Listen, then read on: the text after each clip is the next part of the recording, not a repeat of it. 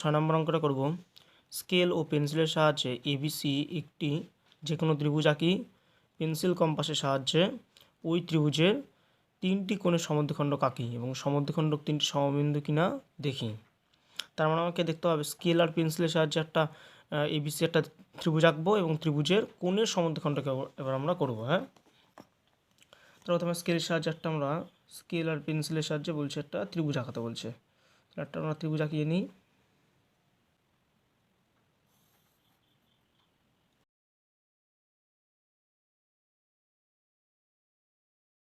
এখান থেকে বিন্দুটা দিয়ে নিই কম্পাসের সাহায্যে। সমবাহু ত্রিভুজ যদি করি, সমবাহু ত্রিভুজের ক্ষেত্রে দেখবে মিলে যাবে।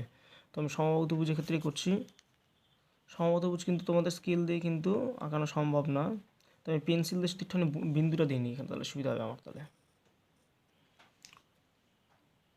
কম্পাসের সাহায্যে ত্রিভুজ আঁকানো যেভাবে আঁকাতে হয়। বিন্দু পাওয়া গেলে এবার বিন্দুটা এবার আমরা দিয়ে ত্রিভুজ আঁকিয়ে দিই একটা। যে কোন ত্রিভুজ আঁকাতে বলছিলাম, যদি সমবাহু ত্রিভুজ নিই দেখবে সমবিন্দুটা চলে আসবে। তো আমি সমবাহু ত্রিভুজটা নিয়ে করছি।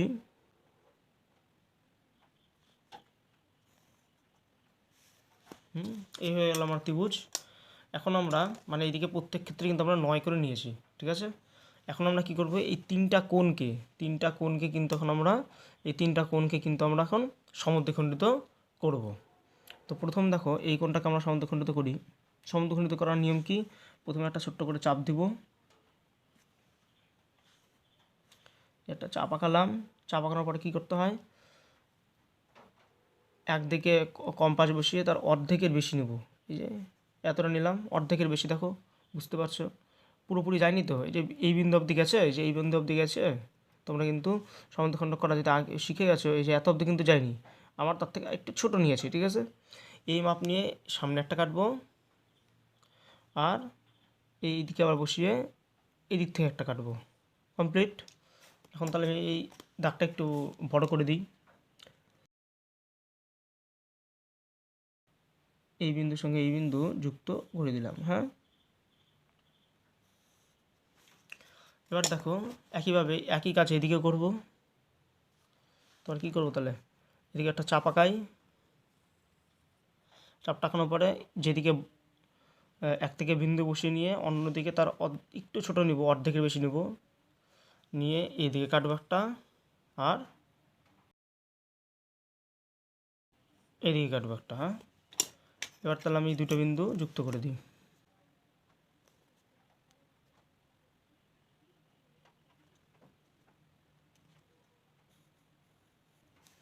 হয়ে গেল। এবার করতে হবে ওপরের খাতার তাহলে আমি একটু ঘুরিয়ে নিই। দেখো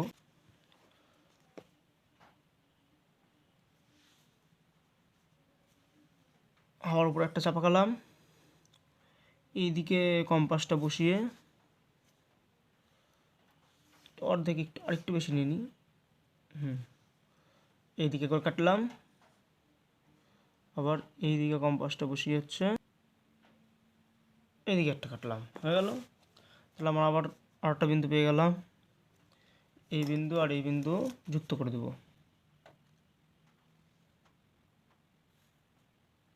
দেখো হয়ে গেল আমার কাজ।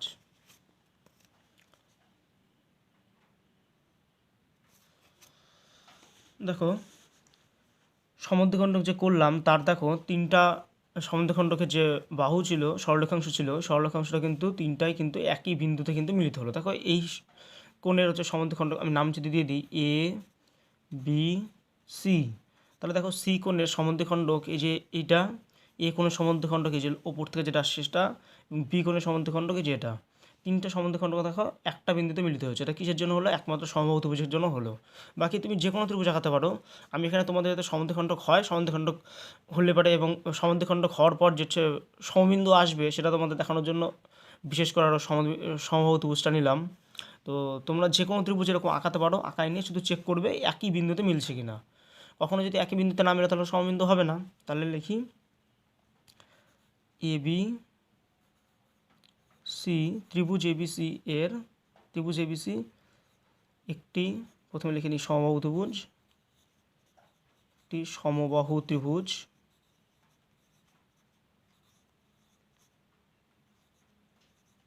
ত্রিভুজ এবং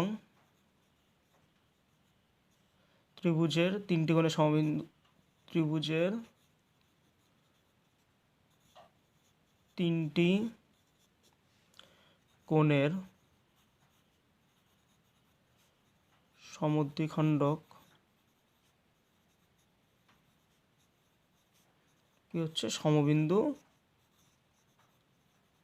ঠিক আছে, ত্রিভুজের তিনটি কোণের সমদ্বিখণ্ডক সমবিন্দু হয়ে গেল। এইটুকু আমাদের করতে হবে। তো আজকের মতো এটুকুই। আশা করি তোমাদের ক্লাসটা ভালো লাগলো। ভালো লাগলে একটা লাইক করো, কমেন্ট করো এবং বন্ধুদের মধ্যে শেয়ার করো। Good bye.